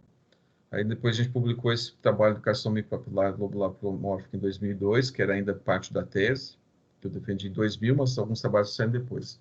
Dessa minha tese resultou também dos primeiros trabalhos que a gente fez com ER2, que na época chamava-se RB2, eu acho que é um dos primeiros trabalhos com ER2 em cadela, e eu fiz em parceria também com a C. Camargo. Isso foi um trabalho do IC. O IC era muito bom. Na verdade, o guri hoje é um oncologista pediátrico, ele é da área da medicina. É um guri muito bom e a gente conseguiu publicar 2 artigos. E ele realmente era um guri muito diferenciado. O Álvaro Pimenta Dutra. Depois publicamos o trabalho, também é da tese, tinha ficado lá parado de correlação citostológica. O trabalho depois do doutorado da Angélica com DNA mitocondrial de tumores mistos, que a gente já trabalhava com clonalidade, a gente separou, fez mixsecção de áreas epiteliais e miopiteliais e tal. Epiteliais e mesenquimais, esses tumores mistos, para ver se a origem era a mesma, então utilizando já uma técnica mais precisa que o DNA mitocondrial, que eu tinha feito isso com citometria de fluxo e tinha usado também citometria estática no meu doutorado. Depois a gente fez o trabalho com tamanho tumor e marcadores prognósticos. Trabalhamos com COX-2 e P63, de alta NP63 P53, também parte da Angélica e Gleides. Um tamoxifeno que a gente testou nas cadelas também, com a Vanessa. Escrevemos carcinosarcoma em gata, imunofenótipo inflamatório, que foi da Alessandra, que foi um trabalho bem legal também, que foi um dos primeiros também de parte infiltrada inflamatória em cadelas. Escrevemos as lesões células coronárias, que são lesões pré-malignas, e foi a tese do N. E aí o primeiro encontro de patologia mamária em 2010. Depois fizemos trabalho de metaplasia mieloide, estudamos FGFR-A2, fizemos outro consenso, escrevemos hiperplasia ductais atípicas, imunofenótipos dos leucócitos circulantes. Trabalhamos também com talidomida e parte experimental, talidomida no 4T1, que é um camundongo, carboplatina também no 4T1. Às vezes a gente testa em camundongo e depois testa na cadela. Primeiro, às vezes, com camundongo. Então, às vezes é legal. E a gente já tem alguns trabalhos estudando os mesmos parâmetros, usando camundongo e cadela. A gente fez também marcadores tumoral sérico, CA15.3, CE e LDH, fizemos Versican, e aí publicamos um outro trabalho de vínculo papilar com o Conrado, carboplatina, inibidor de COX. Também um outro trabalho com 4T1 e o segundo encontro de patologia mamária. estudando parte de transição epitelial mesenquimal com o Conrado, ali com o ZEB1, ZEB2, e tumor filóides também, que a gente escreveu, e o tratamento também, trabalho com tratamento de cirurgia, mais carboplatina em gatas, e a caderina hemipapilar, descarga do papilar também, adenomioterama em gata, escreveu um carcinoma rico em glicogênio, fator prognóstico, metástase linfonodo. E aí a gente fez o outro consenso em 2017, mais essa parte do talidomida, tratamento no caso de carcinosarcoma, que foi muito legal esse resultado. A gente publicou o livro em 2017. E esse ano a gente publicou o e-book desse livro em inglês, que está na Amazon também. E a gente fez esse trabalho de levantamento do perfil ideológico, estão fazendo isso nacional também. E a gente trabalhou alguma coisa com sobrepeso também desses animais com tumor de mama. Então, assim, esses são parte lá do grupo, alguns são professores e alunos de mestrado, doutorado, iniciação científica, depois as colaborações de vários locais, muitos deles já são ex-alunos que já são professores, a gente continua trabalhando junto, colaborando. Isso aqui é da minha tese, aqui só para vocês, que que foi meu orientador de mestrado, participou da minha banca de doutorado, professor Hernani. Isso aqui é a professora Lenice Gobi, que é médica e especialista em câncer de mama, também o Fernando Schmidt, que também é especialista em câncer de mama, e mora em Portugal, mas ele é gaúcho de Santa Maria. Aqui o João, lá de Viçosa, e o professor Zé Carlos, também do ICB, da morfologia. Então, assim, devo muito a eles também, porque muitos, em termos de referências, às vezes, como professores e tal. Agora, minha referência realmente em mama, eu devo a Helenice e ao Fernando, realmente em termos de o que eu acredito que é examinar uma mama. E eu gostaria de ter um terço do conhecimento deles para poder examinar melhor no meu material, porque eles realmente eu acho que são muito bons. Eles são muito bons. Bom, eu não sei, pessoal, fico à disposição para a gente conversar, quase ninguém perguntou nada. Eu não sei se vocês dormiram aí enquanto eu apresentava. Alguém tem alguma pergunta? Professor, Alguma. Pode falar, então. Não, eu gostaria de saber a opinião dele, assim, com relação à castração precoce, até que a gente discutiu um pouco antes, né? Porque a gente observa que nos países que eles realizam a castração precoce, o índice de incidência de tumores de mamas realmente é menor, mas a gente não sabe se isso tem relação com a castração precoce. E aqui no Brasil, como não é um hábito, a incidência dessas neoplasias mamárias ainda é bastante grande, né? Eu gostaria de saber a opinião do professor, assim, sobre isso, o que ele preconiza, assim. Parou de compartilhar aí, né? Parou, né? Ou está compartilhando ainda? Parou? Parou, professor, parou. Tá. Essa é uma área bem polêmica, mas o que a gente, em geral, está tendendo a pensar? Que realmente a castração precoce realmente é muito importante. Mas só que, por exemplo, em cadelas, a gente fazer uma castração antes do primeiro cio, o que pode, e a Alessandra até deu uma entrevista na rádio essa semana, a Alessandra Estrela, lá da UFBA, para essa parte do Outubro Rosa, eu acho que ela foi bem assim, levantou uns pontos bem interessantes, porque ela falou deles também o seguinte, às vezes tanta castração muito cedo pode levar, porque os animais eles desenvolveram uma obesidade, e isso também pode ser fonte de esteroides também, que também vai comprometer. Quanto também uma castração antes do primeiro cio também poderia interferir com o desenvolvimento da parte de musculoesquelética, e isso poderia comprometer. Então, talvez o que seria mais indicado é fazer depois do primeiro cio. E em cadelas, né? Porque talvez a gente estivesse fugindo um pouco também dessa parte da obesidade, de comprometimento da parte esquelética principalmente. Mas realmente, a castração mais precoce, ela vai realmente diminuir esses tumores de mama nesses animais.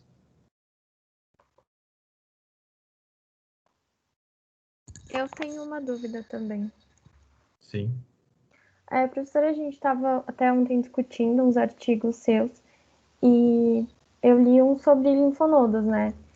E eu queria saber se, na sua experiência, assim, todo mundo deveria retirar os linfonodos? Olha, estou falando dentro do nosso serviço, da experiência que a gente tem, tá? Aqui, a Gleice dentro do que ela... E agora o Rodrigo Horta, que também entrou como professor aqui na escola, o que se faz, geralmente faz cirurgia e faz a retirada linfonodo também. Ela sempre faz. A não ser o seguinte, né? Claro, sim, porque eu estou falando demais porque as neoplasias geralmente são mais frequentes nas mamas abdominais caudais e inguinais. Então, geralmente consegue, porque o acesso ao linfonodo inguinal é muito mais tranquilo. Porque se pegar do axilar, ele só vai fazer exército se realmente já tiver aumentado, alguma coisa assim, porque já o acesso é bem mais difícil. Mas desses linfonodos inguinais, geralmente são retirados. Aqui dentro do serviço. É preconizado isso. Porque nas mulheres é diferente. Ó. Se eu pegar, porque eu tenho alguma experiência, vamos dizer assim, né? Pode dizer que de tanto ver os casos, é diferente na mulher. Na mulher, é o seguinte, geralmente as neoplasias são mais, na mama, são mais quadrante superior externo. A gente divide para estudo e parte anatômica em quadrantes. E geralmente as neoplasias, os cânceres são mais frequentes no quadrante superior externo, e geralmente então tem os linfonodos da região axilar que são comprometidos. E na mulher eles têm um grupo de linfonodos, não é 1, 2 linfonodos, eles têm 15 linfonodos, 20 linfonodos na região axilar. E a retirada desses linfonodos, ela sempre vai ter um problema, porque a mulher vai desenvolver as parte de linfedema. Não interessa, olha um gatinho ali da Joyce. Não interessa, não interessa se às vezes vai retirar os linfonodos, vai ter linfedema, ou mais nos primeiros meses, ou um ano depois, mas a mulher vai desenvolver um linfedema. E linfedema na mulher é um problema muito sério. A maior parte do nosso serviço lá era para realmente essas mulheres que tentar diminuir essa complicação. Mas na cadela, a gente não tem esse problema de desenvolver realmente linfedema ou alguma coisa assim. Então, no geral, o que é preconizado dentro do serviço aqui nas escolas, nesses casos, geralmente estão em mamas inguinais, a retirada do linfonodo. Mas tem estudos também, né, professor, que apontam, mesmo que o acesso seja difícil, o interessante seria, né, fazer a retirada também do axilar, no caso, quando as mamas craniais estão afetadas, eles estando aumentado ou não. É isso, exatamente. Né, porque tem a questão das micrometástases, né? Uhum. Mas realmente, assim, às vezes é difícil. Até aqui na escola também eu falo para eles que a gente também às vezes peca nisso, né? Por falta, às vezes, de material, por falta de habilidade do cirurgião em fazer o acesso ali, fazer a retirada desse linfonodo, porque realmente ela é mais chatinha.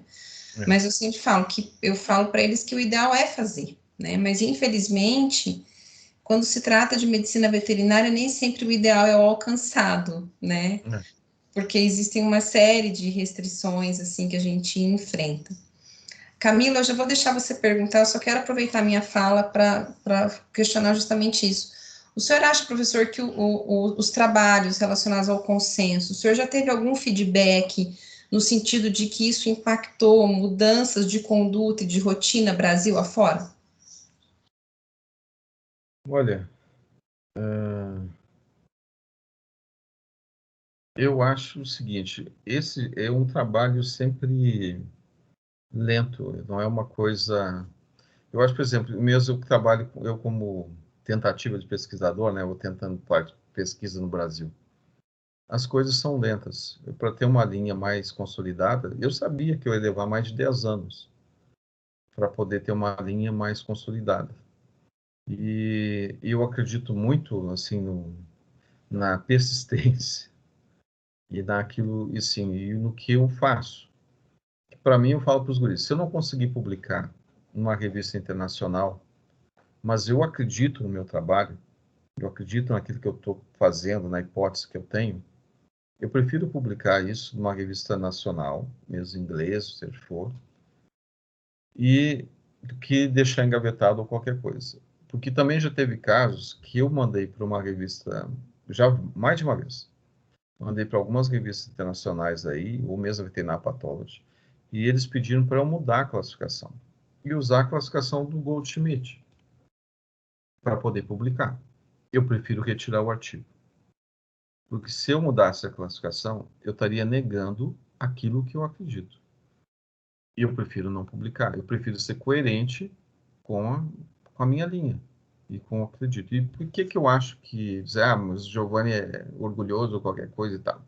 Não, na verdade, não é nem meu. Todos esses que mas os critérios que eu mostrei, o que eu tento mostrar para vocês, o que eu tento seguir, eles são consolidados na área humana. Então, eu não inventei nada. E por que eu acho que está... O que me disse o meu norte aí, se está certo ou não? Esse tem uma correlação clínica. A partir do momento lá, o que eu disse, eu devo estar no caminho certo? Foi os primeiros trabalhos que eu fiz e que eu comecei a verificar que realmente o comportamento daquelas neoplasias, eu tinha um comportamento muito parecido com o diagnóstico que estava dando na área humana. E isso me deixou mais seguro. Porque se eu dei um diagnóstico micopapilar e ele é tão agressivo quanto da mulher, ou até mais agressivo, isso me deixa dizer, eu devo estar certo, esse diagnóstico é importante eu falar que é um micopapilar. Se eu falo que é um lobular, e ele também tem umas características específicas, ele também tem característica de agressividade e tal, é importante esse diagnóstico. Então, o diagnóstico tem que ter uma relação clínica. E isso me deixa mais seguro porque os critérios não são meus. Eles são consolidados na área humana. E eu estou muito seguro, e eu sei realmente, por exemplo, das áreas que ninguém falava de lesão in situ, ninguém falava em microinvasão. Eu posso falar assim, porque eu estou numa escola, ou ligado a uma escola, que é uma escola muito boa, que é a Escola Veterinária da UFMG. Eu fiz meu mestrado aqui na UFMG, e a gente não via isso, a gente não aprendia isso. Eu não tinha esses critérios para poder dar um diagnóstico de lesão de mama. Eu pegava poucos casos, na verdade, porque a maior parte ia fora. E quando eu pegava, o diagnóstico era muito geral. Tem cartilagem, tem osso, é um tumor misto. Provavelmente, está mais feio, está parecendo mais pleomórfico, é maligno. Está muito diferente, tal. Um carcinosarcoma. Quais são os critérios? O que é uma lesão in situ? O que é uma lesão invasora? O que é uma lesão pré-maligna? Eu não aprendi isso. Eu não aprendi isso na veterinária. Eu aprendi isso com a parte humana. E quando eu vi que estava acontecendo e o comportamento e essa progressão era similar, por que eu não vou usar os critérios que já estão definidos? Por que eu tenho que criar alguma coisa diferente se eu vejo que aquilo funciona no que eu estou fazendo? E que eu tenho o apoio da clínica também, que aqui no caso, parte da escola, que diz, a gente está na linha certa. Então, é por isso que a gente segue, não tem nenhuma... nunca inventei ou criei nenhum nome para qualquer tipo de tumor, nunca inventei nada. Só tento usar os critérios. Camila, você está com a mão levantada aí, pode perguntar. Oi. Dá para ouvir direito? Sim, estou ouvindo bem. Sim. Então, eu vendo alguns artigos, né? Eu vi que tem artigos que falam sobre a castração precoce em cachorros, né? Que acaba trazendo alguns problemas para a saúde, mas também vi que tem artigo que fala que em gato é indicado a castração precoce entre 6 a 12 meses. Aí eu queria saber se tem uma diferença entre cão e gato na hora de estar falando sobre a castração precoce. Tem. Porque aí talvez até a Joyce possa até falar melhor que eu. Mas é também em função da parte do ciclo, né? Porque não é o mesmo em termos que na cadela. Então, na gata, a gente realmente fala em termos de período, e não em termos de primeiro e segundo ciclo. E por isso que realmente, às vezes, na gata, é recomendado nesse período mesmo, entre 6 a 12. E já tem trabalhos mostrando que, em termos de percentuais, só que eu não vou lembrar de cabeça, mas depois desse período, depois de um ano e pouco, já não faz tanta diferença. Mas na gata, realmente, é diferença em função da característica do ciclo. É que elas são poliésteres estacionais, né? Então, por isso que se usa, de repente, pensar no período, né? E não no número de ciclos, exatamente. Elas vão fazer vários ciclos no período X. Isso, tem um trabalho clássico que mostra exatamente por que é recomendado esse período, e aí faz os percentuais. Mas tem um percentual bem significativo, que se for antes de um ano.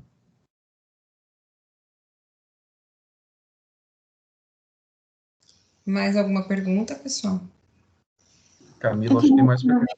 Tá, a pergunta que a outra Camila tinha feito sobre os linfonodos, né? Desculpa, acho que até não respondi, né? Desculpa. O que era mesmo? Desculpa aí. Eu não lembro a pergunta da outra Camila, mas a minha seria se há possibilidade de drenagem para os linfonodos intracavitários também, dessas neoplasias mamárias. Qual que deveria ser Olha, a conduta? o seguinte, tem algum trabalho já que estudou só a parte de drenagem de linfonodo, tem uns trabalhos legais. E aí eles mostram que muitos casos de neoplasias de mama, porque assim, mesmo na mama, nos animais que não têm neoplasia, tem uns trabalhos lá de 90 e poucos que mostram que pode ter uma comunicação de vaso linfático entre a mama contralateral. E parece que no caso, tem trabalhos mostrando que em caso de quando tem neoplasia, que pode surgir novas vascularizações aí. Então, pode haver uma modificação. E aí que é legal quando se faz com o linfonodo sentinela, que usa o azul patente, porque foi através com essa técnica que eles verificaram essas comunicações. Comunicação com a parte interna, pode existir uma possibilidade, sim. Na mulher, isso já é muito mais estudado.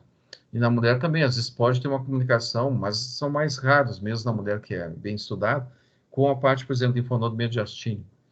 Então, em alguns casos pode sim, mas é mais raro. E na cadela pode também, mas só que eu acho que ainda tem pouco estudo com relação a isso. Mas que existem as comunicações que são diferentes, já foi verificado isso na cadela no caso por exemplo, com câncer, com esse azul patente. A outra Camila, desculpa, Camila, acho que eu não respondi a tua pergunta do linfonodo. Acho que acabei me perdendo aí. Respondi, Camila? Não?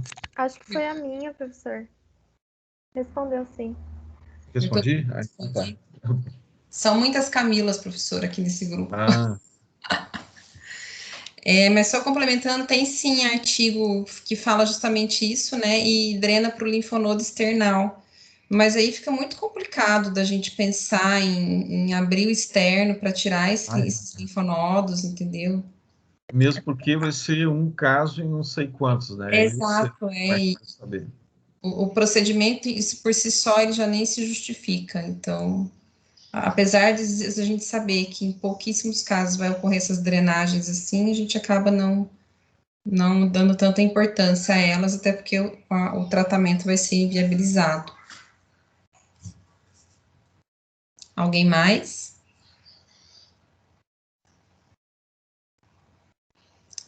Ok. Professor, então eu queria te agradecer. Assustei vocês ou não? Ou cansei, porque também falei demais, né? Bom, professor, eu gostei de tudo que eu vi, eu achei que foi sensacional, assim, essa questão da evolução, sabe? Eu acho que para eles que são jovens, e às vezes até para outros que estão aqui nos assistindo, que eu não conheço todos, é super válido a gente ter esse entendimento de como que a coisa era e como que a coisa é hoje, né?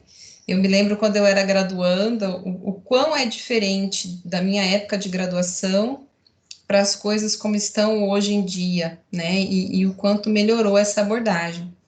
E até mesmo em relação a essa questão desse feedback aí, né, dos consensos, né, do quanto isso impacta para o médico veterinário, clínico, cirurgião que está à frente dos tratamentos, eu tive curiosidade, professor, de saber, e eu fiz uma pesquisa, eu fiz um levantamento em vários serviços veterinários Brasil afora, a gente aplicou um questionário para mais de 300 clínicas, infelizmente não todas participaram, e dentre as que participaram, em torno de 70% deles, eles têm conhecimento, mas não conseguem aplicar todas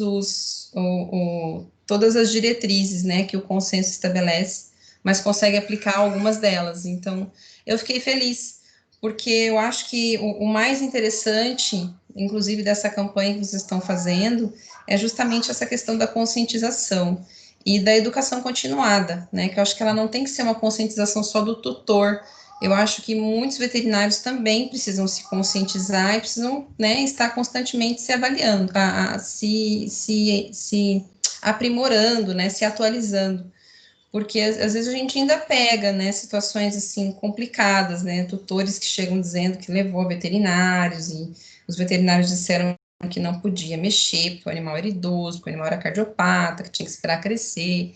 Então, às vezes a gente tentar a partir desses trabalhos e desses momentos assim que a gente está tendo agora, inclusive da própria campanha que vocês criaram, que as pessoas vão poder assistir palestras gratuitamente, né?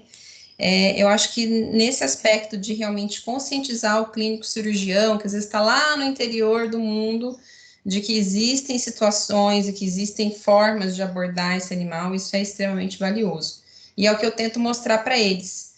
Eu sempre tento nas minhas aulas colocar, ó, o jeito mais correto de se fazer é isso. As limitações são essas. Às vezes a gente sempre tem que apresentar o melhor que a gente tem para os tutores, né, que estão trazendo ali os seus animais. Eu queria falar também para os, eu não sei, tem muito aluno aí, né? Tem bastante. Tem mais aluno, né? Assim, porque às vezes o que acontece nessa fase que a gente não sabe nem para onde vai depois, não, o que que vai fazer, o que vai, se quer a clínica, cirurgia, se quer... Hoje muita gente quer na parte, trabalhar na parte pequenos, né? E a oncologia tem sido uma área também bastante ativa porque ela cresceu muito nos últimos 10 anos. Para vocês terem uma ideia, também sofri preconceito por trabalhar com tumores de cadela. E até por colegas mesmo, porque achavam que, às vezes, o que era, alguns, sei lá, algumas décadas atrás, quem trabalhava com grandes é que poderia ter mais status, vamos dizer assim. Uma coisa muito... Eu acho uma coisa muito idiota mesmo, na verdade, dentro da área, porque não existe uma espécie melhor que a outra, não existe alguma coisa que seja mais importante. O importante é como a gente desenvolve o trabalho e a seriedade que a gente acredita, né, dentro do que a gente faz, e que a gente faz por prazer, porque a gente gosta daquilo. Então, não interessa se você trabalha com cavalo, com boi, com cão ou gato, seja o que for, ou clínica, cirurgia, mas é o que tu gosta realmente de fazer. Eu também, às vezes, eu tento levar para os meus alunos aqui, porque eu dou aula, na verdade, para medicina, e dou aulas também de fisioterapia, não sei o que e tal. E o meu desafio também, quando eu tinha um projeto do câncer de mama no hospital, é o pessoal saber trabalhar em conjunto, e às vezes um médico respeitar um fisioterapeuta e saber a importância de um fisioterapeuta na área de oncologia, a importância de um terapeuta profissional, um profissional da enfermagem, um psicólogo. Então, é preciso saber trabalhar em grupo, é preciso saber respeitar as diferentes áreas, e nossa parte da veterinária é muito ampla, porque a gente tem muitas possibilidades. Mas o seguinte também, às vezes a gente também fica assim, puxa, mas eu sou do interior, uma escola pequena, não sei o que e tal. Eu vim de uma escola que é muito pequena. Tive sorte de ter bons professores, mesmo uma escola muito pequena. E mesmo estando na universidade, que é grande, eu estou num instituto, que é um instituto de referência em pesquisa, mas o meu laboratório, se vocês virem, é bem pequeno. Ele não tem muita coisa. Eu também tenho recurso, mas também hoje tem um pouco mais, também por causa do tempo, mas também não tem muito, eu tenho que batalhar. Mas é possível sempre, para quem gosta de pesquisa, fazer alguma coisa.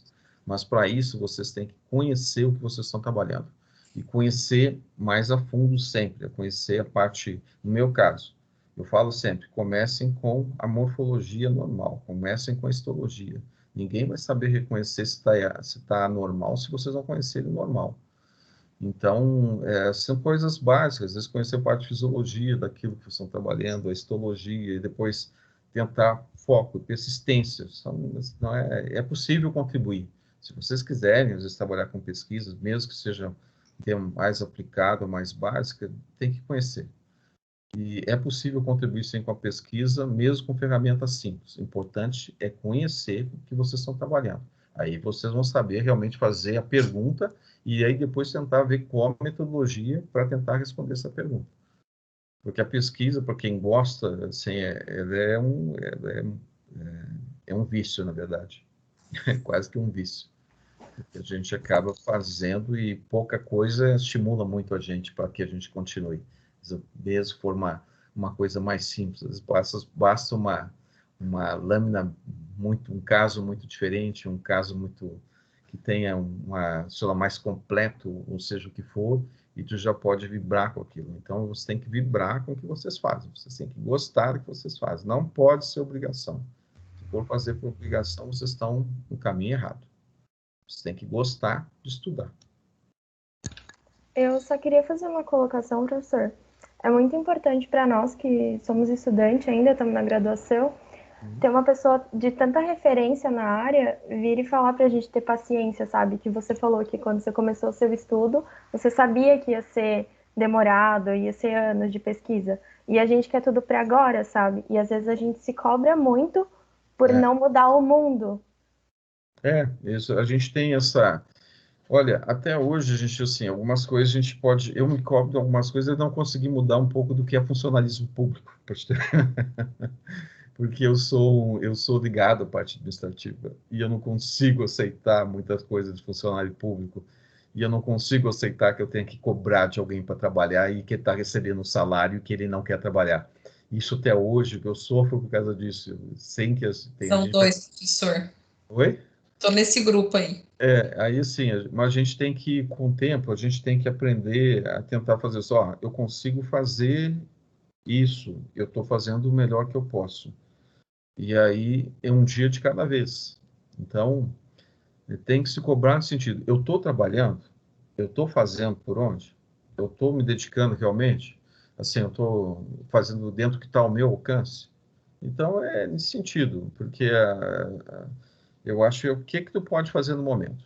No caso de vocês, eu estou fazendo as minhas disciplinas e estou estudando realmente para ser um bom profissional, para tentar ser um profissional dedicado. Eu estou fazendo os estágios, porque no meu caso, eu fiz estágio, para vocês terem ideia, eu fiz estágio desde gado de leite, que foi meu estágio obrigatório, também fui em gado de leite. Um dos primeiros estágios também trabalhei com... Vocês usam o termo terneiro aí também, né? Ou é bezerro? Aí é terneiro também, né? Terneiro. Uhum. O primeiro estágio que eu fiz com terneiro, com os aleitamento precoce, e eu gosto muito desses bichos, eu gosto muito de gado, assim, eu gosto do animal, na verdade, eu gosto do contato com os animais, essa parte toda. Aí eu fiz estágio com gado de leite, com suíno, com criação semi-intensiva, eu fiz em cirurgia, eu fiz tudo que eu podia que estava ao meu alcance e que eu não tivesse que pagar, porque eu não tinha dinheiro nenhum. Eu não podia gastar com nada, não tinha dinheiro. Então, tudo que estava ao meu alcance eu fiz, em clínica de pequenos e tudo mais. Eu fui cair na parte de... Fiz uma parte de microbiologia, parasitologia, essas coisas todas. Fui cair na parte depois de patologia, por quê? Porque eu fui fazer um aperfeiçoamento em reprodução. E com o Bayar, o Paulo Bayar, que eu não sei se quem é da área de reprodução, talvez conheça, porque é da parte grande. O Bayar é um excelente pesquisador, ele chegou a ser vice-reitor lá em Santa Maria, mas ele trabalhava em Bagé. E o Bayar é um cara extremamente metódico e muito disciplinado e tal. E eu fui cair nessa parte depois de patologia, e é o que eu descobri, mas aí a gente vai descobrindo o que eu gosto de fazer. Na verdade, eu sempre gostei de microscópio. Eu sou fascinado por microscopia e por morfologia. Então, assim, o que a gente consegue fazer? Vocês têm que... Eu também hoje, o que eu gostaria de fazer? Eu gostaria de ter dinheiro e também estar fazendo que a gente estava conversando com a Joyce, e ter dinheiro para fazer toda a parte de sequenciamento genético e ter um banco de tumores muito grande e estar trabalhando com tratamento e tal. Mas eu não consigo fazer isso. O que eu consigo fazer? Eu consigo fazer algum trabalho, talvez, com parte de imunistoquímica, imunofenótipo, algum acompanhamento. Então, vocês têm que pensar na fase que vocês estão, o que vocês conseguem fazer? Vocês conseguem, primeiro, tentar levar a sério o curso.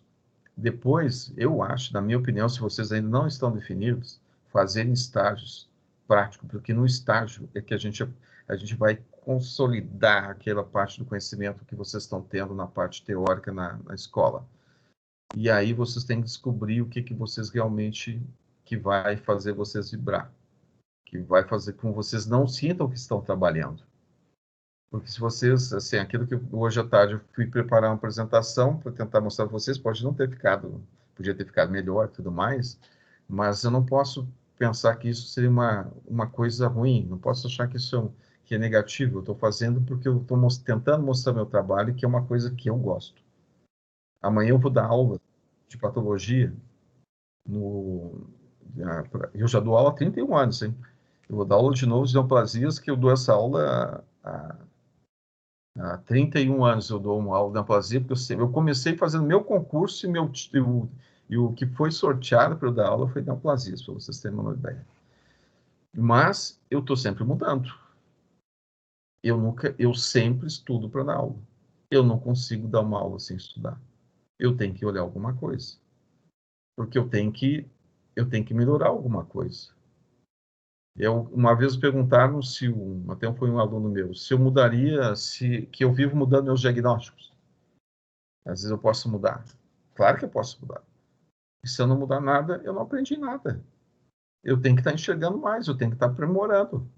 Então, eu tenho que continuar estudando. E vocês têm que pensar isso. Um bom profissional, o que vai ser diferenciado é pelo estudo. As coisas estão sempre em transformação, né, professor? Não tem jeito. Hoje a gente faz um diagnóstico e direciona uma terapêutica.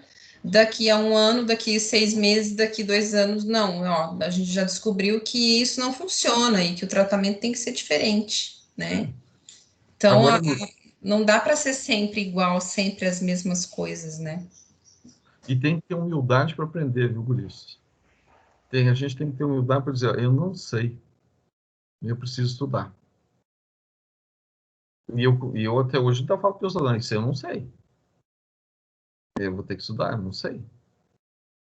Então, a gente tem que reconhecer os limites. Então, se cobrem assim, se cobrem de levar a sério as coisas.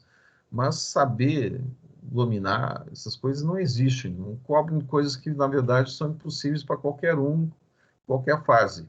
A gente tem que estar sempre tentando fazer o melhor que a gente pode. E estar com a consciência tranquila. A melhor coisa assim, é disciplina, consciência tranquila. De estar tentando fazer o melhor dentro do que eu tenho da minha fase. E antes só de eu desligar meu microfone, eu queria aproveitar, professor, e te agradecer em nome do grupo, que eu tenho certeza que vai acrescentar muito, tanto na vida profissional como na vida pessoal também, porque eu percebi que o senhor é muito humilde e é bom, assim, a gente ver que, quem sabe um dia a gente pode também chegar lá, sabe?